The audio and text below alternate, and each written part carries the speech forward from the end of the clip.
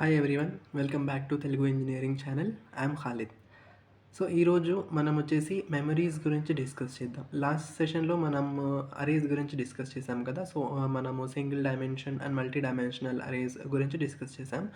So ఈ సెషన్లో వచ్చి మెమరీస్ గురించి డిస్కస్ చేద్దాం. మెమరీస్ అంటే ఏంటంటే మనకు వచ్చేసి డిజిటల్ స్టోరేజ్ ఎలిమెంట్స్ అనమాట. మనం వచ్చేసి వాల్యూస్ అనేవి ఉంటాయి కదా. సో ఆ వాల్యూస్ వచ్చేసి మనము స్టోరేజ్ చేసుకోవాల్సి సిచ్యువేషన్స్ అయితే మనకు వస్తూ ఉంటాయి కదా. వాల్యూస్ స్టోర్ చేసుకొని మళ్ళీ మనం యాక్సెస్ చేసుకోవాలి అన్నప్పుడు మనకు మెమరీస్ అయితే కావాలన్నమాట. So memories are digital storage elements used to store data and information in digital circuits. మనకు డిజిటల్ సర్క్యూట్స్లో మనకు ఎలాంటి ఇన్ఫర్మేషన్ అయినా కానీ డేటా కానీ మనం స్టోర్ చేసుకోవాలన్నప్పుడు కన్ఫర్మ్గా మనం వచ్చేసి మెమరీస్ అనేవి యూజ్ చేయాలన్నమాట.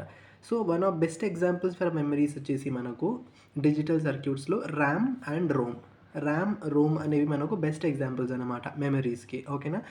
So memories are modelled in Verilog using your one dimensional array of registers. అంటే మనం వచ్చేసి మెమరీస్ ఫామ్ చేయడానికి, మెమరీ క్రియేట్ చేయడానికి మనము వన్ డైమెన్షనల్ అరే యూజ్ చేస్తామన్నమాట. అరేస్ ఆల్రెడీ డిస్కస్ చేసాం కదా మనము. దాంట్లో వచ్చి మనకు one dimensional array of registers అంటే మనం వచ్చేసి వన్ డైమెన్షనల్ అరే యూజ్ చేయాలి. సో ఆ అరే వచ్చేసి మనకు రిజిస్టర్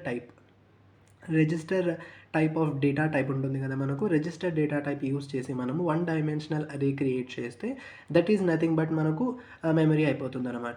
ఓకేనా. సో ఇప్పుడు ఆ అరేలో మనకు ఆ మెమరీలో each element in the memory మనకు వచ్చేసేసి అరేలో ఎలా చూసాం మనకు వచ్చేసేసి మల్టీ డైమెన్షనల్ ఇలా తీసుకున్నప్పుడు మనం ఒక సింగిల్ బాక్స్ని మనం వచ్చేసి ఒక ఎలిమెంట్ లాగా దాంట్లో అయితే మనం చూసాం కదా.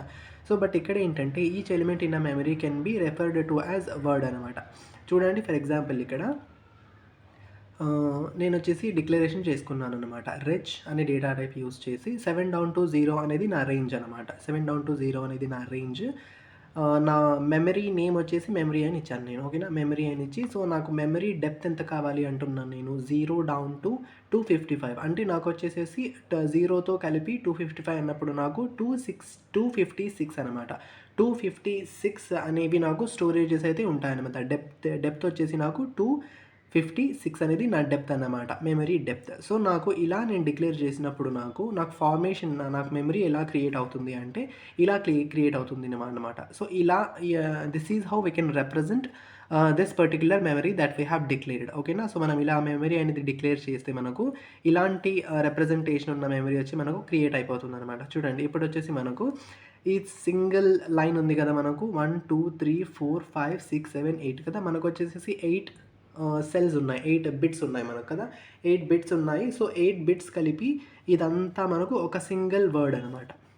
మనకు వచ్చేసి ఇదంతా కలిపి ఒక సింగిల్ వర్డ్. ఓకేనా. సో మన ఈ సింగిల్ వర్డే వచ్చేసి మనకు ఒక ఎలిమెంట్ అవుతుంది. ఓకేనా, ఇది మనకు ఒక ఎలిమెంట్ అనమాట. సో మళ్ళీ ఇది సెకండ్ ఎలిమెంట్, ఇది third element, fourth element, so అలా అనమాట.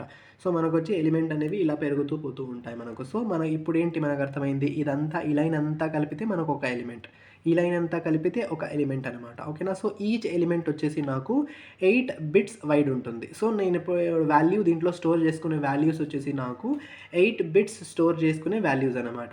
ఓకే, నా వాల్యూ యొక్క సైజు, దాని యొక్క విడ్త్ వచ్చేసి నాకు 8 బిట్స్ ఉంటుంది. ఓకేనా. This is how I will work on memories. So ఇప్పుడు వచ్చేసి నేను ఏదన్నా వాల్యూ రాయాలి అనుకుంటే డైరెక్ట్గా వచ్చేసి నేను 8 బిట్ వాల్యూ వచ్చేసి మెమరీకి అసైన్ చేస్తానమాట. Blocking statements, non blocking statements ఉంటాయి కదా. సో స్టేట్మెంట్స్ యూస్ చేసి నేను వాల్యూ అసైన్ చేసినప్పుడు అది వచ్చేసి నాకు ఒక సింగిల్